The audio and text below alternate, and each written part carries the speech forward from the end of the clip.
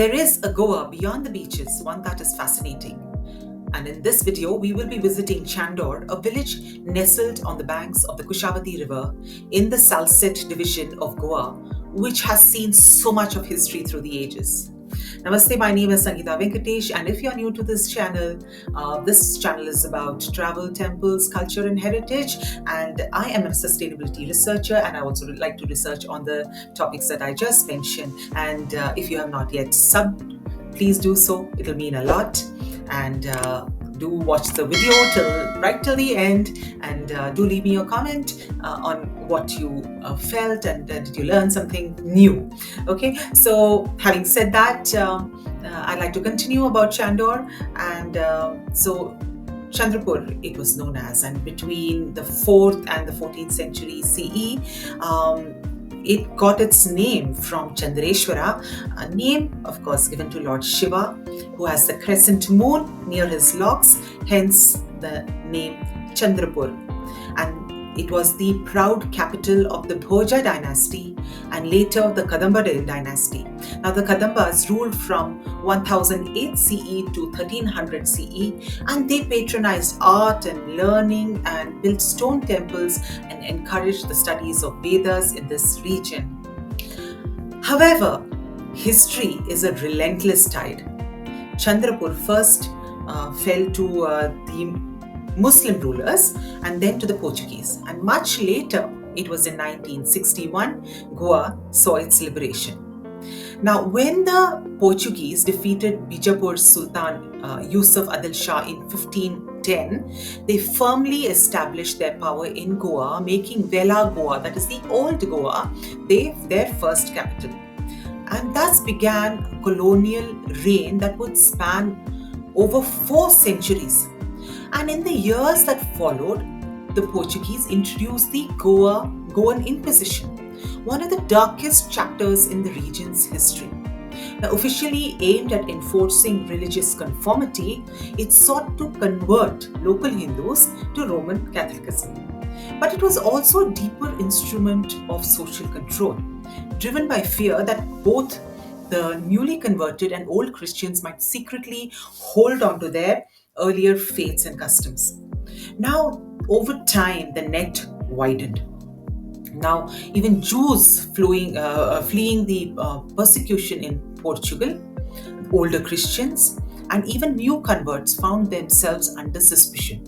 And accusations were often arbitrary, and many saw the Inquisition as a convenient excuse for seizing valuable land and property under the pretext of heresy. So that was what happened in these older regions of Goa too. Now, how do you drive to Chandrapur or Chandor? A little detour from the bustling lanes of Madgaon, around 12 to 14 kilometers southeast, brings you to Kota Chandor. And we see the traces of the regal past quietly endure, especially at a forgotten archaeological site. Very few venture to, and this is an old Shiva temple of Chandrapur, now that is called Chandor. Now, actually, this was our last stop in Chandor, but I want to mention it first as this temple is the earliest part of the history of Chandor. What remains of this ancient Shiva temple, locally called Ishwarochem, is just a temple layout, a weathered platform, and a magnificent 11th century Nandi bull gazing eternally eastward. Yet these scattered stones hold centuries of faith and forgotten grandeur. When we arrived here, we were the only ones and assumed that the lone person that was sitting on a chair opposite side was a guard appointed by the ASI, or the Archaeological Survey of India. However, as per reports, renowned historian Professor Prajal Shakarkande has raised concerns about the temple renovation work. Now, Shakarkande said, as per photographic information, ASI has restored the temple with brand new stones instead of preserving old stones from the original temple. They've renovated the temple instead of conserving the heritage structure. So So it is their responsibility to ensure that heritage structures are preserved with original aspects. Now, government must take cognizance and not permit sale of ancient stones, and this is what is being quoted by Professor Prajal Sakardande. Uh, Remains of the ancient Mahadev temple were discovered during the excavations in 1930, and the remains of the temple do tell about the atrocities of Muhammad Tughlaq and Portuguese.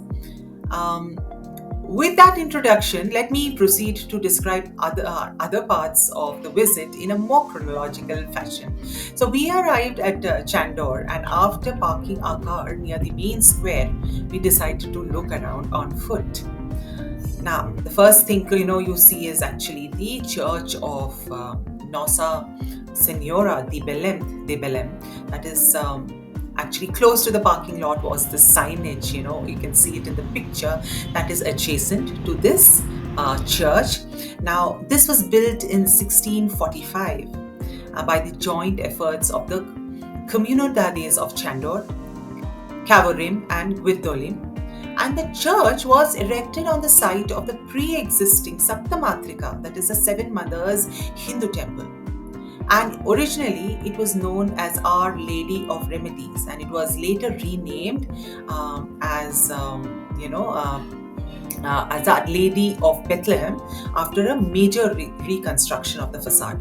Now, originally built in the Mannerist style, the church underwent major reconstruction after its facade collapsed in 1949, and it was rebuilt in the Neo-Gothic style and blessed anew in 1950.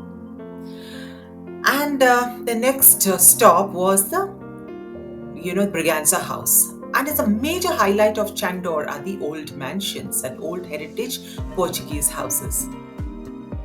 So the Braganza house dates back to the 16th century and stands as one of Goa's most iconic heritage mansions. It's celebrated for its grandeur, antiquity, and sheer scale.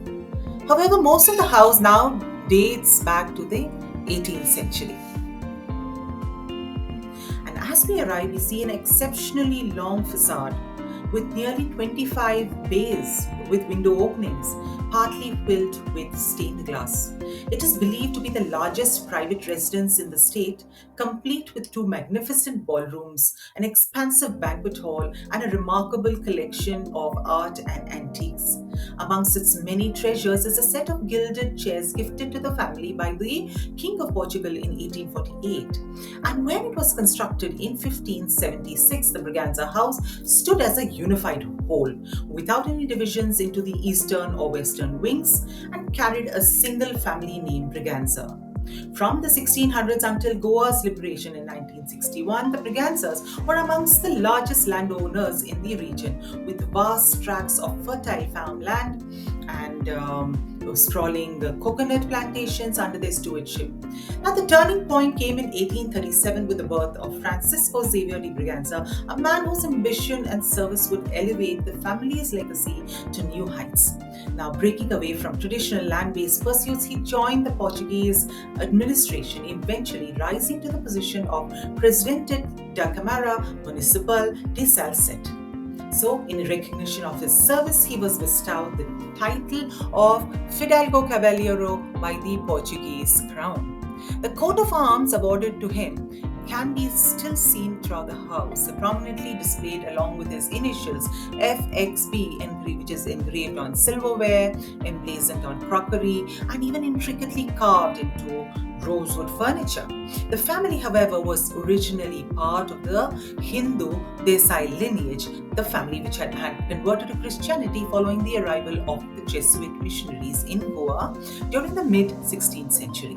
So, no, there is absolutely no Portuguese blood in this lineage. Now, Francisco Xavier and his wife, Maria Ascensa de Souza from Kalangut, had 3 daughters at that time when the absence of a male heir was seen as a significant concern for a family of such stature. Now, this reality ultimately led to the partition of the grand mansion. Determined to preserve the Braganza name and heritage, Francisco arranged marriages for his two elder daughters with men who would reside within the ancestral home and ensure that their descendants would carry the Braganza name and heritage. So Francisco arranged marriages for his two elder daughters with men who would reside within the ancestral home and ensure that their descendants would be living there and carry the Braganza surname. Now, his eldest daughter, Claudina, married Advocate Domingos de Menezes, and their son, Luis de Menezes Braganza, would go on to inherit the western wing of the estate. Now, it was within these opulent surroundings that Luis de Menezes Braganza spent his formative years, and born on 15th January 1878 in Chandor, Luis was the maternal grandson of Francis Xavier Braganza, a prominent figure from the distinguished Braganza family. Now, since, of course, like we've been saying, there were no male heirs, Francis Xavier named Louis, the second son of his second eldest daughter, as his successor on the condition that he carry forward the Braganza surname. Now, the mansion, like I said, is now divided into the east and west wings when it was inherited by the two sisters, and we were greeted by the daughter-in-law of the Braganza family, who kindly took us around to that part of the window of the bungalow which belonged to them, which is the west wing. Now, she tells us that to maintain this mansion does get expensive, and hence there is a nominal fee that they charge for visitors, which helps them partially. So, you go through the entire mansion, and she showed us the various antiques and artifacts that were sourced from different parts of the world. And when we go through the ballroom, we go through the dining room, then we come to the Venice's Braganza Library, which is bathed in light streaming through the Venetian stained glass windows, and it stretches across nearly the length of the house, and it is a majestic central artery that seamlessly connects the formal, informal service and the living areas of this grand heritage mansion. To the east, the living quarters open into 3 bedrooms and a cozy sitting room, and to the west, the library leads to a private study and a vasery and an elegant double-height courtyard. A delicately carved screen along the northern wall discreetly conceals the service corridor, adding a touch of thoughtful design to the room's refined aesthetics. So this is a beautiful part of the mansion. Absolutely looks like a museum, and it is maintained like one.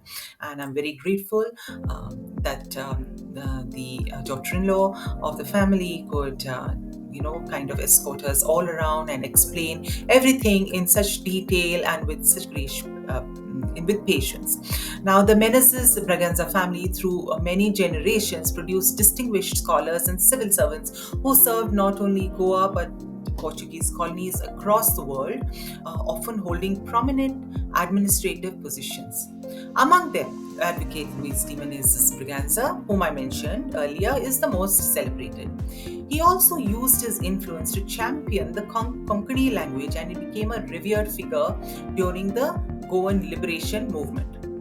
Now, the accumulated knowledge of these generations manifests in what is today considered Goa's largest private library, a true treasure trove of literature, culture, and history.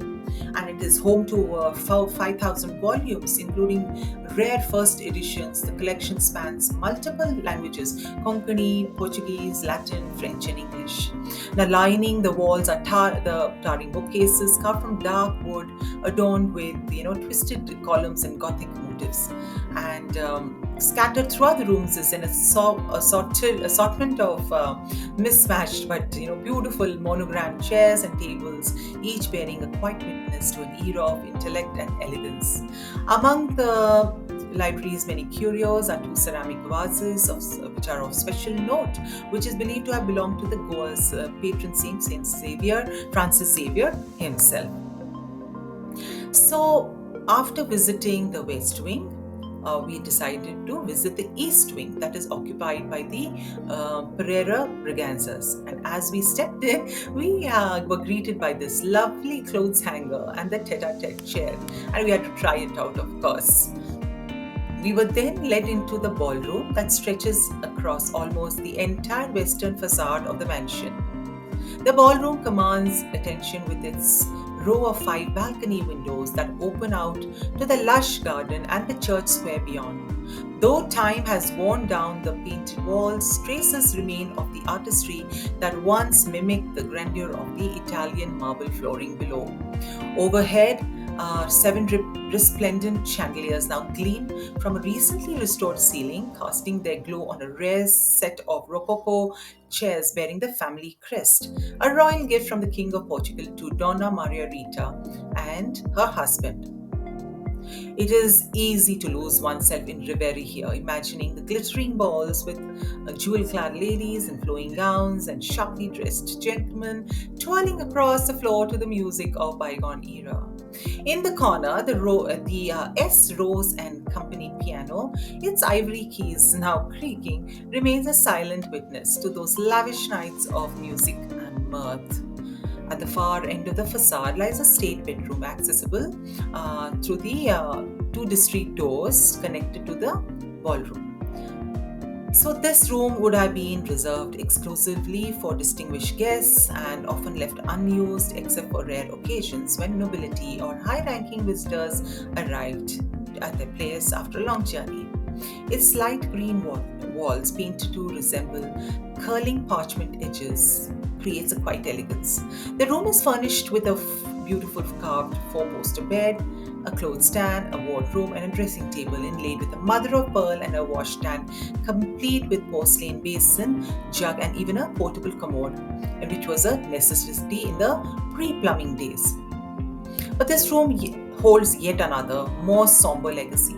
Long before the advent of the modern mortuaries, it served as a final, sacred role, as a place where deceased family members were washed, dressed, and laid out on the bed for the last rites and prayers. It was here that loved ones gathered to offer their respects before the body was carried to the church for burial, closing the chapter on a life well lived within the walls of this remarkable house. We then entered a private part of the home which served as a dining room, which indeed had some antiques and relics like this refrigerator in the picture. The room had cupboards with crockery and vases. Well, it needed some dusting and cleaning, but yes, it was a part that looked lived in. And it had some wildlife memorabilia too, which is perhaps banned now. And then we were guided to go to a chapel within the house. A pathway of Spanish mosaic tiles leads to the altarpiece, nestled within a central niche in the chapel's rear walls. At this heart lies a rare and sacred relic, a fingernail of Saint Francis Xavier, Goa's revered patron saint, and this is carefully preserved across centuries as a symbol of enduring faith. The gilded altarpiece, rich in Baroque detail, rests upon a sturdy laterite masonry base and is dedicated to Nossa Senhora de Piedade, or All Lady of Piety. The Madonna shares a pedestal with the saint's relics and the two figures bound together in a quiet yet powerful expression of devotion, history, and divine grace. And as we step out to go through a gallery, to go out, we have to go through a gallery which was lined with the traveler's trunk and palanquins, with more family pictures on its wall. Indeed, both the wings of the mansion transported us to another era. So this is a part of the ancient Goa series, and I hope you found value in this video. And with that, I end this video. Do give this video a like. Leave a message. I'll be happy to read and connect with you all. And don't forget to subscribe and share with people whom you think would be interested in these topics. Thank you, and see you very soon. Namaste from Sangeeta Venkatesh.